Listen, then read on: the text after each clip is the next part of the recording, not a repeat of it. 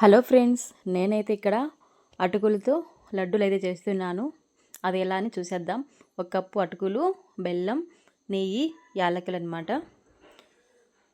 ఇప్పుడు festival season కాబట్టి, ఇప్పుడు వచ్చేది క్రిస్మస్, న్యూ ఇయర్ కాబట్టి ఇప్పుడు ఒకేలాగా లేకోకుండా ఇలా చేసి పెట్టుకుంటే చాలా బాగుంటుంది. లడ్డూలు చేసి పెడితే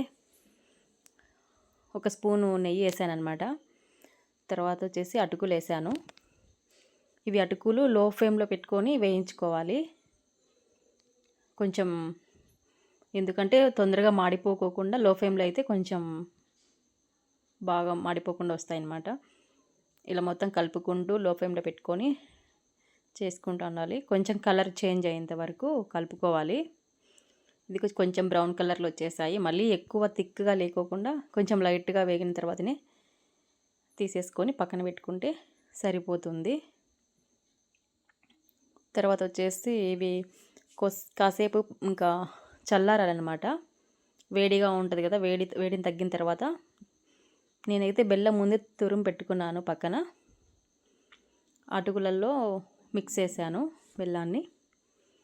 ఇక్కడ ఉంటుంది కాబట్టి అక్కడ చూసుకొని అంత మొత్తం కలుపుకున్నాను. మొత్తం నీట్గా అట్లా పెట్టేసుకొని తర్వాత వచ్చేసి కొంచెం యాలకుల పొడి అయితే యాడ్ చేస్తున్నా. దీంట్లో యాలకుల పొడి వేసాను. ఎక్కువ లేకోకుండా కొంచెం వేసుకుంటే సరిపోతుంది. తర్వాత వచ్చేసి నెయ్యి కూడా దీంట్లో వేస్తున్నాను.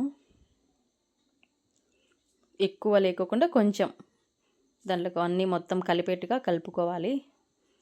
అన్నీ మిక్స్ అయ్యేట్టుగా అటుకులు, బెల్లం అవన్నీ ఉన్నాయి కదా, అవన్నీ కలిసేట్టుగా బాగా మిక్స్ చేసుకుంటే బాగుంటుంది. ఇవి లడ్డూలు పిల్లలు కూడా చాలా బాగా తింటే చాలా హెల్త్కి మంచిదన్నమాట.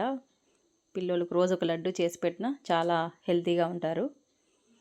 ఇలా మనం అప్పటికప్పుడుకి ఇంట్లో ఇన్స్టంట్గా చేసుకొని తినచ్చు అనమాట. ఇవన్నీ వచ్చేసి మిక్సీకి అయితే పట్టాను నేను.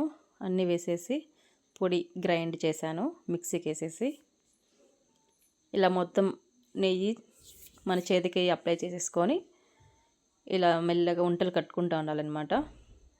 పాలు లేకోకుండా జస్ట్ నెయ్యితోనే ఉంటలు కడుతున్నాను నేను. పాలు యూజ్ చేయలేదు. ఇలా రౌండ్గా చూడండి, ఇలా మొత్తం అన్ని లడ్లన్నీ చుట్టుకున్నాను. చాలా బాగున్నాయి, చాలా క్రిస్పీగా కూడా ఉంటాయి. హెల్త్ కూడా చాలా మంచిది. ఇక్కడ చూడండి రెడీ అయ్యాయి లడ్డూలు. సింపుల్గా ఈజీగా మనం తయారు చేసుకోవచ్చు ఇంట్లో. హెల్తీ కూడా బాగా. అన్నీ పెట్టేసాను ఇట్లా చేసేసి. మీకు కానీ నచ్చినట్టయితే ఛానల్ని లైక్ చేయండి, షేర్ చేయండి, సబ్స్క్రైబ్ చేయండి. మీరు కూడా ట్రై చేయండి. టేస్ట్ చాలా బాగుంటుంది. Thank you for watching.